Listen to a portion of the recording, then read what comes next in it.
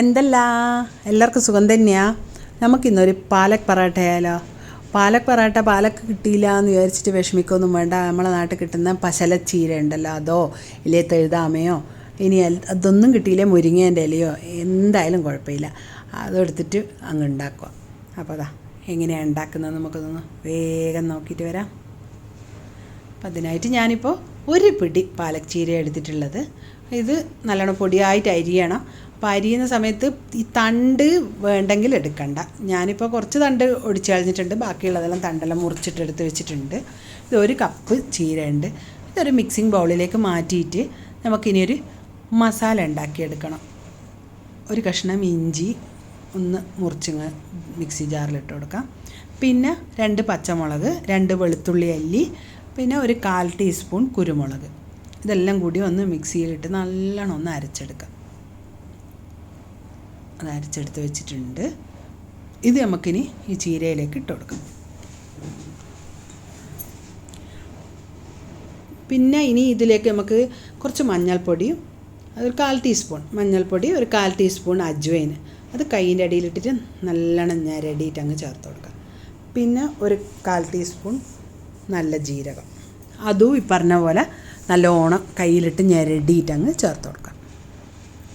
പിന്നെ ആവശ്യത്തിന് ഉപ്പ്, അതും കൂടി ഇട്ട് കൊടുത്തതിന് ശേഷം 1 കപ്പ് ചീരക്ക് 1 കപ്പ് ഗോതമ്പ് പൊടിയാണ് ഞാൻ എടുത്തിട്ടുള്ളത്. അത് നല്ലോണം ഒന്ന് മിക്സ് ചെയ്ത് കൊടുക്കുക. അതിന് ശേഷം നമുക്ക് നമ്മളെ മിക്സി ജാറിൽ ഒരു 2 ടേബിൾ സ്പൂൺ വെള്ളം ഒഴിച്ചിട്ട് മിക്സ് ചെയ്തിട്ട് ഞാൻ അങ്ങ് ഒഴിച്ചു കൊടുത്തിട്ടുണ്ട്. ഇനി അത് നല്ലോണം ഒന്ന് കുഴച്ചെടുക്കാം. കുഴക്കും തോറും ഈ പാലക് ചീരയിൽ നിന്ന് വെള്ളം വരും കേട്ടോ. പശലച്ചീരയാണെങ്കിലും അതിൽ നല്ലോണം വെള്ളം വരും. അപ്പം അതുകൊണ്ട് അത് ശ്രദ്ധിച്ചിട്ട് കുഴച്ചോളെ, വെള്ളം അധികം ആയിപ്പോണ്ട. വേണമെങ്കിൽ നോക്കിയിട്ട് ഓരോ ടീസ്പൂൺ കണക്കിനേ വെള്ളം ഒഴിക്കണ്ടോ കേട്ടോ. അപ്പം റെഡിയായിട്ട് കുഴച്ച് വന്നിട്ടുണ്ട്. കുറച്ച് കട്ടിയുള്ള പോലെ ഇപ്പം തോന്നുന്നുണ്ട്, പക്ഷെ കുറച്ച് കഴിയുമ്പോൾ ഇത് പിന്നെയും ഒന്നും കൂടി ലൂസായി വരും. ഇനി ഇതിൻ്റെ മുകളിൽ ഞാൻ ഒരു ടീസ്പൂൺ നെയ്യാക്കി കൊടുത്തിട്ട് നല്ലോണം ഒന്ന് എല്ലാ ഭാഗത്തും തേച്ച് പിടിപ്പിച്ചിട്ട് അവിടെ മൂടി വെച്ചിട്ട് ഒരു 20 മിനിറ്റ് അതവിടെ നിൽക്കട്ടെ. അപ്പോഴത്തേക്ക് നമുക്ക് ബാക്കിയുള്ള പണി നോക്കിയിട്ട് വരാം. 20 മിനിറ്റ് ആയിട്ടുണ്ട്. നമ്മളെ മാവ് എന്തായി നോക്കാമല്ലോ. കണ്ടില്ലേ, വളരെ ലൂസായിപ്പോയി. അതാണ് ഇതിൻ്റെ മേലേന്നുള്ള വെള്ളമായത്. ഇനി ഇത് നമുക്കൊന്ന് ആവശ്യത്തിനുള്ള വലിപ്പത്തിൽ ഉരുളകളാക്കി എടുത്തിട്ട് നമ്മൾ പൊടിയിലിട്ട് നല്ലോണം ഒന്ന് മിക്സ് ചെയ്തെടുക്കാം. കണ്ടോ, നല്ലോണം ഡിപ്പ് ചെയ്തിട്ട് ചപ്പാത്തി പലകയിൽ വെച്ച് നല്ലോണം ഒന്ന് പരത്തിയെടുക്കാം. പരത്തുമ്പോൾ പിന്നെയും വേണമെങ്കിൽ പൊടി ചേർത്ത് കൊടുക്കാം.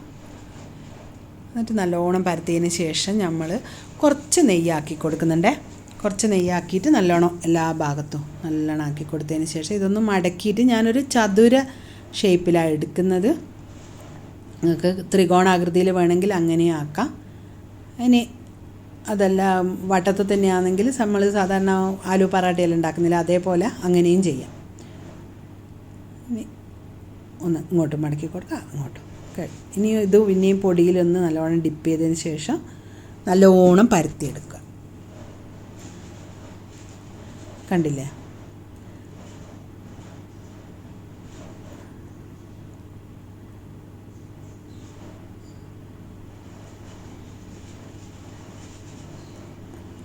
കറക്റ്റായി വന്നിട്ടുണ്ട്. നമ്മൾ ദോശക്കല്ല് ചൂടാവുന്നുണ്ട്, അതിലേക്ക് ഇട്ട് കൊടുക്കാം. ഇട്ട് കൊടുത്തിട്ട് ഞാൻ അതിൻ്റെ മുകളിലൊന്നും കൂടിയും നെയ്യ് പുരട്ടി കൊടുക്കുന്നുണ്ട്. അത് തികച്ചും ഓപ്ഷണലാണ്, നമുക്ക് വേണമെങ്കിൽ ചെയ്താൽ മതി. 2 ഭാഗത്തും നെയ്യാക്കി കൊടുത്തിട്ട് തിരിച്ചും മറിച്ചിട്ടുകൊണ്ടേ ഇരിക്കണം. കാരണം ചീര ആയതുകൊണ്ട് ഒരു ഭാഗം പെട്ടെന്ന് കരിഞ്ഞു പോകും. അപ്പോൾ ഒന്നും കൂടി മറിച്ചിടുക, പിന്നെയും ഒന്നും കൂടി മറിച്ചിടുക, പിന്നെയും ഒന്നും കൂടി മറിച്ചിടുക. കണ്ട, അപ്പോഴത്തേക്ക് ഒരു ഭാഗം നല്ലോണം ഗോൾഡൻ ബ്രൗൺ കളറായിട്ടുണ്ട്. ഇനി ഇതെടുത്ത് ഒരു പാത്രത്തിലേക്ക് മാറ്റിയിട്ട് ബാക്കിയുള്ളത് ഇതേപോലെ നമുക്ക് ചുട്ടെടുക്കാം. അപ്പോൾ ഇത് പ്രത്യേകിച്ച് അങ്ങനെ ഒരു കറിയൊന്നും ഇതിന് ആവശ്യമില്ല. അത്യാവശ്യം ഒരു തൈരുണ്ടെങ്കിൽ കഴിക്കാൻ പറ്റുന്നൊരു സാധനമാണ് ഇത്. അപ്പോൾ എന്തായാലും എല്ലാവരും ഉണ്ടാക്കി കഴിച്ചു നോക്കി അഭിപ്രായം അറിയിക്കാൻ മറക്കണ്ട. അടുത്ത ആഴ്ച വേറൊരു വീഡിയോയുമായിട്ട് കാണുന്നത് വരെ എല്ലാവർക്കും താങ്ക് യു.